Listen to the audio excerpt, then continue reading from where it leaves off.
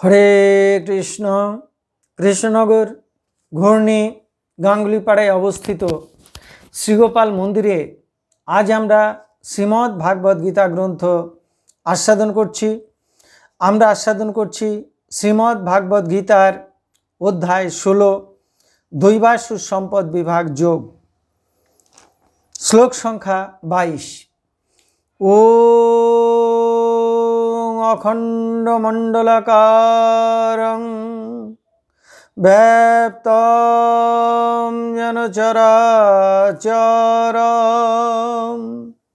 তৎপদং দর্শিতং যেন তস্मै শ্রী গুরুবে নমঃ। ওং নমো ব্রহ্মণ্য দেবায় গো ব্রাহ্মণ হিতায় চ জগদ্ধিতায় কৃষ্ণায় গোবিন্দায় নমো নমঃ। ওং নারায়ণং নমস্কৃত্যং নরং চৈব নরোত্তমং দেবীং সরস্বতীং ব্যাসং ততো জয়মুদীরয়েৎ। মূকং করোতি বাচালং পঙ্গুং লঙ্ঘয়তে গিরিম যৎকৃপাতমহং বন্দে পরমানন্দমাধবম। ওং সর্বমঙ্গলমঙ্গলে শিবে সর্বার্থসাধিকে শরণ্যে ত্র্যম্বকে গৌরী নারায়ণে নমস্তুতে। হরি ওং তৎসৎ। কৃষ্ণনগর ঘূর্ণি গাঙ্গুলিপাড়ায় অবস্থিত শ্রীগোপাল মন্দিরে আজ আমরা শ্রীমদ্ ভাগবত গীতা গ্রন্থ আস্বাদন করছি। আমরা আস্বাদন করছি অধ্যায় 16 দৈবাসু সম্পদ বিভাগ যোগ, শ্লোক সংখ্যা 22। এতৈর্বিমুক্তঃ কৌন্তেয় তমোদারৈ ত্রিভি নরঃ আচরতি আত্মনঃ শ্রেয় তত জাতি পরাং গতিম। এখন আমরা এই শ্লোকের অন্তর্গত শব্দগুলির অর্থগুলি জেনে নেব। কৌন্তেয়, হে কৌন্তেয়, এতই ত্রিভি, এই তিন প্রকার, তমোদারৈ বিমুক্ত, তমময় নরকের দ্বার থেকে মুক্ত হয়ে, নরহ মানুষ, আত্মনঃ শ্রেয় আত্মার কল্যাণ সাধন করে বা মঙ্গল করে, আচরতি আচরণ সাধন করে, ততঃ তারপর, পরাম গতিম পরম গতি জাতি প্রাপ্ত হয়। তাহলে এই শ্লোকটির বঙ্গানুবাদ কি দাঁড়ালো? হে কৌন্তেয়, এই তিন প্রকার তমময় নরকের দ্বার থেকে মুক্ত হয়ে মানুষ আত্মার মঙ্গলজনক আচরণ করে বা সাধন করে পরম গতি প্রাপ্ত হয়। এখন আমরা এই শ্লোকটির অন্তর্নিহিত ভাব আস্বাদন করছি। ভগবান শ্রীকৃষ্ণ এই শ্লোকে আত্মার বিনাশের কারণস্বরূপ তমময় নরকের দ্বারস্বরূপ কাম, ক্রোধ এবং লোভ থেকে মুক্ত হয়ে আত্মার উন্নতি করবার জন্য সাধন, ভজন, তপস্যা করতে বলেছেন। পূর্ববর্তী 21 সংখ্যক শ্লোকে আমরা বিস্তৃতভাবে জেনেছি যে কাম কি, ক্রোধ কি, লোভ কি, কিভাবে এদের দূর করা যাবে। গীতার 3য় অধ্যায়ে ভগবান শ্রীকৃষ্ণ বলেছেন কাম এবং ক্রোধ এই দুইটি রজগুণ থেকে উৎপন্ন হয়। এ দুটি আগুনের মতো দুষ্পূরণীয়। কাম এসো ক্রোধ এসো রজগুণ সমুদ্ভব। আর মোহ তমগুণ থেকে উৎপন্ন হয়। এই যে কাম, ক্রোধ, লোভ, মোহ, মদ, মাৎসর্য, এই গুণগুলি অজ্ঞান বা অবিদ্যা থেকে উৎপন্ন হয়। অজ্ঞান বা অবিদ্যা অন্ধকার স্বরূপ। অবিদ্যা বলে দেহ আমার, গৃহ আমার, টাকা পয়সা, ধন সম্পদ, পুত্র কন্যা সব আমার, আমি এগুলি ভোগ করব। ভগবান বলে কিছু নেই, যত পারো খাও, যত পারো পরো, ভোগ করো। বিদ্যা অবিদ্যার ঠিক উল্টো। বিদ্যা বলে আমি দেহ নই, আমি আত্মা, আমি অবিনাশী, অক্ষয়, অব্যয়, আমার জন্ম নেই, আমার মৃত্যু নেই, আমি ছিলাম, আমি আছি, আমি থাকব। পৃথিবীতে আসবার সময় টাকা পয়সা ঘর বাড়ি এই সব কিছু আমরা সঙ্গে করে নিয়ে আসিনি। দেহান্তে পৃথিবী ত্যাগ করবার সময়েও আমরা এই সব সঙ্গে নিয়ে যাব না। এই সব কিছু দুদিনের মায়ার সংসার, নাটকের মঞ্চ। অতএব বৃথা মায়ামোহ করো না।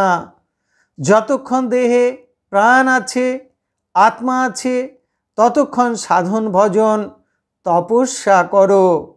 আত্মাকে জানতে চেষ্টা করো, পরমাত্মাকে জানতে চেষ্টা করো, ভগবানকে পেতে চেষ্টা করো, তাহলেই জীবন ধন্য হবে। ভগবান শ্রীকৃষ্ণ এই জন্য বললেন, তমময় নরকের দ্বারস্বরূপ কাম, ক্রোধ, লোভ এইগুলি যদি কেউ ত্যাগ করতে পারে তাহলে তার মধ্যে জ্ঞানের প্রকাশ ঘটে, বিদ্যার প্রকাশ ঘটে। সে তখন জীবন এবং সংসারের সার সত্য উপলব্ধি করে। আত্মার কল্যাণের জন্য সাধন ভজন তপস্যা করে। এইভাবে সাধন ভজন তপস্যা করে তারা পরম গতি প্রাপ্ত হয়, অর্থাৎ ভগবানের শ্রীচরণে পৌঁছতে পারে, মুক্তি মোক্ষ লাভ করে। কেউ যদি কাম, ক্রোধ, লোভ ত্যাগ না করেও সাধন ভজনে প্রবৃত্ত হয় তাহলে তার কি হবে? সাধন ভজনের জন্য তীর্থ, পর্যটন, দান, ধ্যান, যাগ, যজ্ঞ, তপস্যা ইত্যাদি কর্মের জন্য তার কিছু পুণ্য হবে, স্বীকৃতি হবে। কিন্তু কাম, ক্রোধ, লোভের ফলে তার কিছু পাপও হবে। ফলে সাধন ভজন করলেও সাধন ভজনের বিশেষ কিছু উন্নতি হবে না, অগ্রগতি হবে না। মনে করুন একটি চৌবাচ্চার সঙ্গে দুটি নল যুক্ত রয়েছে। উপরের একটি নল দিয়ে চৌবাচ্চার ভিতরে জল পড়ে চৌবাচ্চাটিকে পূর্ণ করছে, আর নিচের একটি নল দিয়ে চৌবাচ্চার জল বাইরে বেরিয়ে যাচ্ছে। এখন দুটি নল যদি একই সঙ্গে চালানো থাকে তাহলে চৌবাচ্চাটি সহজে পূর্ণ হবে না। কিন্তু নিচের জল বেরোনোর নলটি বন্ধ রেখে যদি উপরের নল দিয়ে জল ঢালা যায় তাহলে সহজেই চৌবাচ্চাটি পূর্ণ হবে। সেই রকম যদি কাম, ক্রোধ, লোভ এই নরকের দ্বারগুলি বন্ধ রেখে সাধন ভজন তপস্যা করা যায় তাহলে মানুষ সহজেই আত্মজ্ঞান লাভ করতে পারে, সাধন ভজনে পূর্ণতা প্রাপ্ত হয়, ভগবানের শ্রীচরণে পৌঁছতে পারে। আয়ের থেকে ব্যয় বেশি হলে ঋণগ্রস্ত হতে হয়, আর ব্যয়ের থেকে আয় বেশি হলে কিছু সঞ্চয় হয়। তাই ব্যয়টা কমাতে হবে, ব্রহ্মচর্য পালন করতে হবে, সাধন ভজন করতে হবে, নাম সংকীর্তন করতে হবে, ব্রত পালন করতে হবে, তপস্যা, দান, ধ্যান, যজ্ঞ, তীর্থ, পর্যটন এইগুলি করতে হবে, সাধু সঙ্গ, ভক্ত সঙ্গ করতে হবে। এইগুলি হলো আয়ের রাস্তা, পারমার্থিক সম্পদ লাভের উপায়।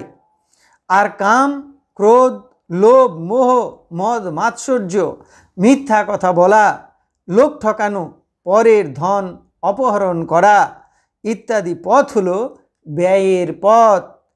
ব্যয়ের পথটা বন্ধ করতে হবে, তবে সাধক ভক্তি ধনে, প্রেম ধনে পূর্ণ হবে। ভগবান গীতায় বলেছেন যে আমাদের ভবসাগর পার হতে হবে একটি তরণীর সাহায্যে। শ্রী গোবিন্দের পাদপদ্মরূপ তরণীর আশ্রয় নিতে হবে, শ্রী গুরু চরণ আশ্রয় নিতে হবে। খুব সাবধানে পার হতে হবে মায়ার সাগর। ঝোড়ো হাওয়া যে কোনো সময়ে নৌকাকে ডুবিয়ে দিতে পারে, সেই জন্য সাবধানে হাল ধরতে হবে। সাধক যখন ভবসাগর পাড়ি দেয় তখন কাম, ক্রোধ, লোভ, মোহ, মদ, মাৎসর্য এইগুলির ঝোড়ো হাওয়া যে কোনো সময় সাধককে বিপদগামী করে তুলতে পারে, সংযত চিত্ত যোগীকেও বিভ্রান্ত করতে পারে। তাই কাম, ক্রোধ, লোভ, মোহ, মদ, মাৎসর্য এই ষড়রিপুকে জয় করে, দমন করে পঞ্চ ইন্দ্রিয়কে রূপ, রস, শব্দ, গন্ধ, স্পর্শের প্রলোভন থেকে মুক্ত করে ভগবানের নাম করতে হবে, গুণগান গাইতে হবে, সাধন ভজন তপস্যা করতে হবে। তবেই মানুষের আত্মার উন্নতি হবে এবং আত্মাকে জেনে, পরমাত্মাকে জেনে মুক্তি, মোক্ষ, প্রেম এবং ভক্তি লাভ হবে। তাহলে এতক্ষণ আমরা শ্রীমদ্ ভাগবত গীতার 16 অধ্যায় দৈবাসুর সম্পদ বিভাগ যোগের 22 সংখ্যক শ্লোকটি আস্বাদন করলাম। এখন আমরা শ্রীমদ্ ভাগবত গীতার মাহাত্ম্য পাঠ করছি। শ্রী ভগবান উবাচ গীতা নামানি বক্ষ্যামি গুহ্যানি শৃণু পাণ্ডব কীর্তনাৎ সর্ব পাপানি বিলয়ং যান্তি তৎক্ষণাৎ। গঙ্গা, গীতা চ সাবিত্রী, সীতা, সত্তা, পতিব্রতা, ব্রহ্মাবলী, ব্রহ্মবিদ্যা, ত্রিসন্ধ্যা, মুক্তি গেহিনী, অর্ধমাত্রা, চিদানন্দা, ভবগ্নি ভ্রান্তি নাশিনী, বেদত্রয়ী পরানন্দা, তত্তার্থ জ্ঞান মঞ্জুরি। ইতে তানি জপে নিত্যং নর নিশ্চল মানসঃ জ্ঞান সিদ্ধিং লভে নিত্যং তথান্তে পরমহম পদম। হরি ওং তৎসৎ, হরি ওং তৎসৎ, হরি ওং তৎসৎ। এখন আমরা ভগবান শ্রীকৃষ্ণের চরণে প্রার্থনা জানাবো। হে কৃষ্ণ কৃপা সিন্ধু, এই নাও তুমি আমার দেহ, এই নাও তুমি আমার মন, এই নাও তুমি আমার প্রাণ, এই নাও তুমি আমার আত্মা, এই নাও তুমি আমার জীবন যৌবন যথা সর্বস্ব। হে কৃষ্ণ কৃপা সিন্ধু, তুমি আমার পিতা, তুমি আমার মাতা, তুমি আমার পুত্র, তুমি আমার কন্যা, তুমি লতা পাতা কীট পতঙ্গ স্থাবর জঙ্গম সকল কিছু, তুমি ব্যতীত এই ত্রিভুবনে আর কিছু নেই। হে কৃষ্ণ কৃপা সিন্ধু, তোমার আতুল চরণে কোটি কোটি প্রণাম, পুনরায় তোমার আতুল চরণে কোটি কোটি প্রণাম। তুমি আমাদের শুদ্ধা ভক্তি দাও, ব্রহ্ম জ্ঞান দাও, সকলের কল্যাণ করো, সকলের মঙ্গল করো। হরে কৃষ্ণ।